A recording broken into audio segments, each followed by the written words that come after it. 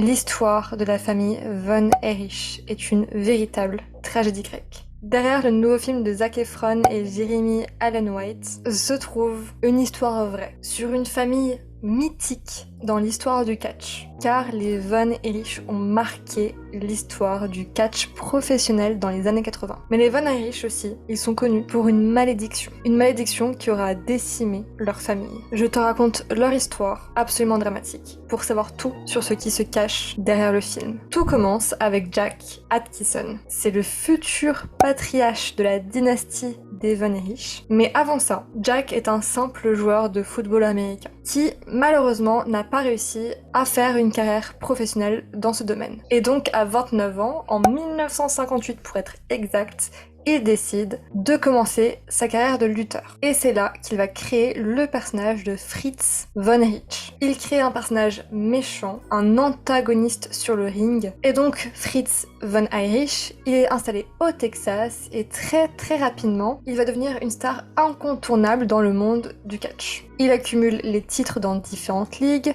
il voyage même au Japon pour affronter des stars locales. C'est d'ailleurs là-bas qu'il va hériter de son surnom Iron Claw. Iron Claw, c'est griffe de fer en français et ça fait référence à la prise de catch qu'il utilisait pour faire abdiquer ses adversaires. En fait, il leur empoignait le crâne avec une telle force qu'ils étaient obligés d'abandonner. Et donc il fait une grande carrière, son personnage sur le ring a beaucoup de succès, mais malheureusement, il n'aura jamais obtenu la ceinture du champion tant convoité. Et ça, il l'a mal vécu. Pour lui, il s'est fait voler la possibilité de gravir les plus hauts sommets dans le milieu. Ses fils auront donc vécu la pression de réaliser le rêve inachevé de leur père, et ce, dès leur enfance. Car Fritz, avec sa femme Doris, auront beaucoup d'enfants tous les deux, ils auront 6 garçons, et aujourd'hui, un seul est encore en vie. La suite des tragédies que connaîtront les Von Erich laisseront croire que cette famille subit une malédiction. Un début de tragédie qui commence en 1959. À ce moment-là, Fritz et sa femme ont déjà 3 enfants. Jack Jr., Kevin, qui est dans le film interprété par Zac Efron, et David, qui est dans le film interprété par Harris Dickinson. Et donc en 1959, leur fils aîné, Jack Jr., décède à l'âge de 6 ans. Et c'est absolument horrible comment il meurt. En fait, il est victime d'une électrocution accidentelle. Après avoir marché sur le timon d'une remorque. Et suite à cette électrocution, il est tombé dans une flaque de neige fondante et est mort noyé. Il avait 6 ans. Kevin, le deuxième fils, devient à ce moment-là donc l'aîné de la famille. Et ensuite, à partir de 1960, Fritz et sa femme auront 3 autres fils. Il y aura Kerry, qui est interprété dans le film par Jeremy Allen White, Mike, qui est interprété par Stanley Simons, et Chris, le Benjamin de la famille, qui n'a d'ailleurs pas été inclus dans le scénario du film. Plus tard dans la vidéo, je vous dirai la réaction du seul survivant de la famille sur le film, ainsi que son opinion sur le fait que Chris n'a pas été inclus dans le scénario. Et bref, les 5 fils en vie restants essayent tous d'assurer la relève de leur père et d'être à la hauteur de ses attentes. Et en 1982, le patriarche prend sa retraite, mais la relève est déjà bien assurée. Car si lui, Fritz, a connu la gloire dans les années 60, c'est bien au début des années 80 que la gloire de la famille atteint son apogée, juste avant un enchaînement de drames. Et là, on avance dans le temps, pas beaucoup, on est en 1984. Et c'est une année très prometteuse pour David. David, c'est le 3e fils, le 3e sur 6. Il a 25 ans et il est considéré comme l'un des plus talentueux de sa famille. En fait, à ce moment-là, il y avait 3 frères qui avaient commencé le catch. Kevin, David et Kerry. Et lui était considéré comme le plus talentueux des 3 frères. Il est même pressenti pour hériter de la ceinture du champion face au tenant du titre, Ric Flair. Mais le 10 février 84, lors d'une tournée de catch au Japon, David, qui souffrait de douleurs à l'estomac, est retrouvé mort. Sa famille annoncera qu'il a succombé à une rupture des intestins en raison d'une gastro-entérite aiguë. Ric Flair, donc celui que David devait affronter sur le ring pour la ceinture du champion, a écrit dans son autobiographie To Be the Man que tout le monde dans le catch pense que c'est une overdose de drogue qui l'a vraiment tué. Et que Bruiser Body, qui est un collègue catcheur qui a retrouvé le corps de David, s'était débarrassé des stupéfiants en les jetant dans les toilettes avant l'arrivée de la police. Un autre catcheur qui s'appelle Mike Foley affirme également que David est mort d'une apparente surdose de drogue. David laisse derrière lui sa femme, qui est d'ailleurs sa 2e femme. Pour en savoir un peu plus, David s'était séparé de sa première femme suite au décès de leur bébé en bas âge. Et donc à 25 ans, il décède à son tour. Et après son décès, quelques mois plus tard, face à une foule en délire, un spectacle hommage a lieu en son honneur, au cours duquel son jeune frère, Kerry, a remporté le titre mondial face à Ric Flair. Il remporte la ceinture. Et on va en 87, où un nouveau drame secoue la famille. Après la mort de David, c'est un autre frère, Mike, qui a été lancé sur le ring. C'est le 5e de la fratrie, mais lui il était plutôt passionné de musique, il n'avait pas vraiment le talent de ses aînés dans le domaine du catch. Il était à la limite plus intéressé d'être le caméraman pour filmer les combats plutôt que d'être sur le ring. Mais après la mort de son frère, son père le pousse à monter sur le ring. Et franchement, Mike il s'accroche. Il essaye, il se donne du mal, faisant face aux critiques qui le considéraient comme l'un des pires catcheurs du circuit, il essaye vraiment de tenir. Il essaye de faire honneur. Et il y a quand même du positif. Mike, il se marie, mais comme le bonheur ne dure jamais très longtemps, notamment dans la famille Von Erich, peu de temps après son mariage, il se blesse à l'épaule, lors d'une tournée de catch en Israël. Il subit une intervention chirurgicale, a des complications, qui entraînent le syndrome de choc toxique, qui a pour conséquence des lésions cérébrales et une importante perte de poids. Mike ne s'en remettra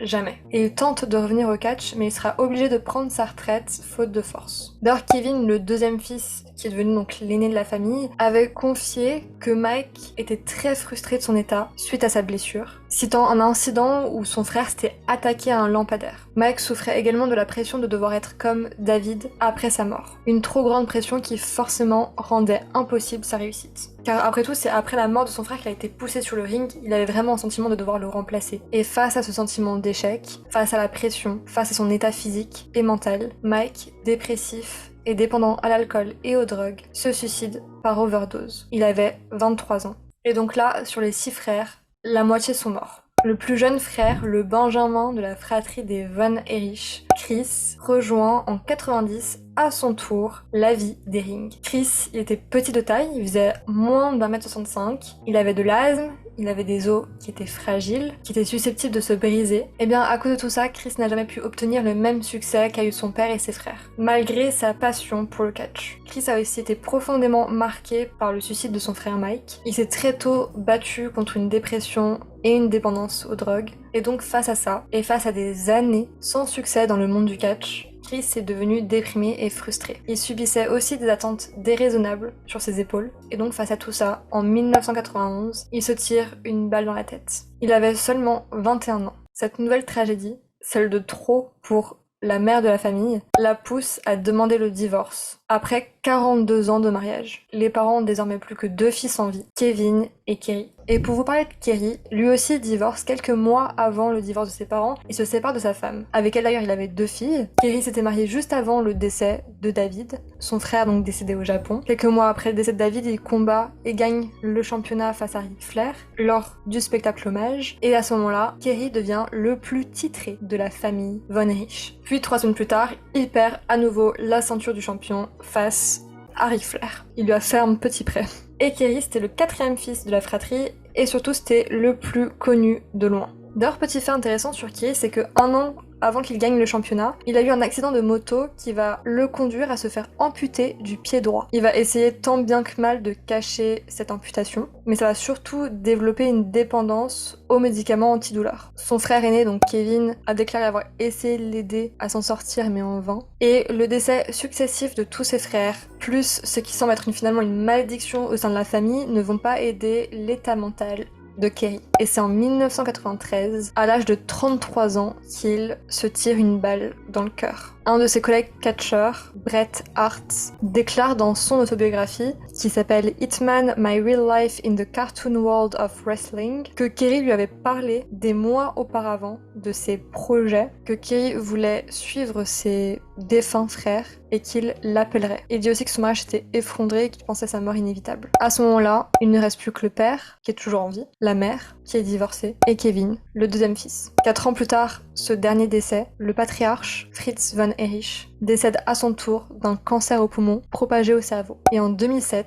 c'est Doris qui décède à son tour, à l'âge de 82 ans. Kevin Von Erich est le 2e fils aîné et le dernier fils survivant de Fritz Von Erich. Il est aujourd'hui âgé de 66 ans, il est toujours marié à sa femme, il a 4 enfants, 2 garçons, 2 filles, qui lui ont donné 7 petits-enfants. Il a eu une très belle carrière et a pris sa retraite en 1995, 2 ans avant le décès de son père. Il est quand même revenu sur le ring une fois en 2005 et une fois en 2017 alors qu'il était âgé de 60 ans. Et Kevin il a assisté à l'avant-première du film Iron Claw qui revient sur son histoire et sur sa famille, et s'est notamment exprimé sur le portrait de son père. Il a déclaré ne pas être en accord avec sa représentation, décrivant son père comme un homme honorable et bon, et pas comme quelqu'un sous qui on était sous emprise. Il a déclaré qu'il ne pensait pas que la pression de son père était l'un des principaux facteurs qui a conduit au suicide de ses frères, mais que c'était plutôt à cause de la dépendance à la drogue et à cause des douleurs physiques. Et sur le fait que Iron Claw n'ait pas inclus son plus jeune frère Chris, il a surprenamment très bien pris la nouvelle, ou en tout cas il a soutenu cette décision en disant qu'il comprenait pourquoi elle avait été prise. Le scénariste-réalisateur Sean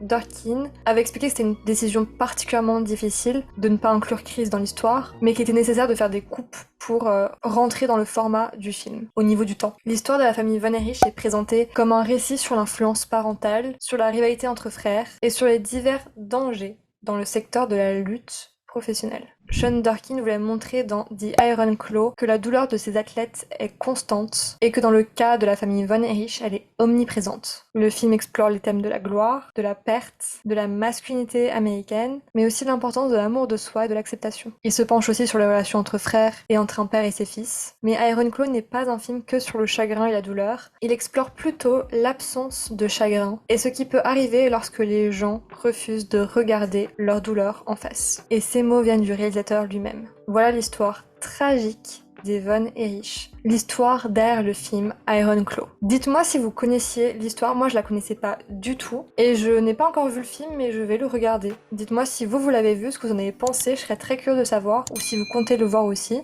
Dites-moi votre avis sur la vidéo, n'hésitez pas à aimer, à vous abonner si c'est pas déjà fait. Merci d'avoir regardé jusqu'au bout, de soutenir la chaîne, on se voit dans une prochaine vidéo, à très vite, salut!